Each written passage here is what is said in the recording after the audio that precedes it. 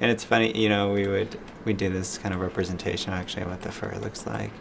You can see like minor adjustments would affect the feeling of the fur in there, you know, how this flows. And one of the things kind of an issue is like you're constantly dealing with like like here the fur comes to a point, but here you're like you gotta have a part somewhere. So it's like, where do you put that point? It's a little swirl. Where do you put the cowlicks? Like it's actually some thought goes into that stuff. This represents the first act basically of our film, and it's also a really good visual representation of how we approach the color. So this represents the penguin's world. You can see it's very muted and crushed. We have little hits of color.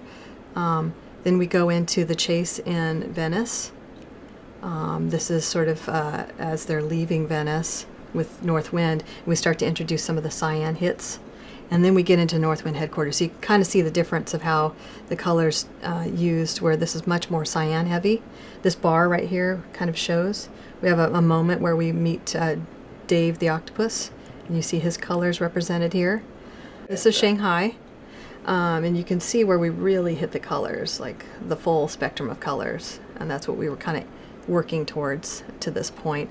Again, this is a North Wind moment where it's clearly the cyan versus the penguins. North Wind has the upper hand here, so we wanted to push more of the cyans. This is the sequence I talked about, 1550 and 1575, where it starts off in the penguin world. It's really, they kind of have the upper hand here. So we're using more of their hue of blue, and then North Wind pulls out their technology and takes over basically the world with their color palette. So you can really see the difference between the two there. So we were very attentive to how the folding wrinkles, you know, the shape of his fat. He doesn't have a lot. His nose, it's this cute little heart. You know, some thought went into that. He has this little muzzle. It's funny, he has such a tiny little mouth, and at the same time, at times in the film expands to be such a wide shape.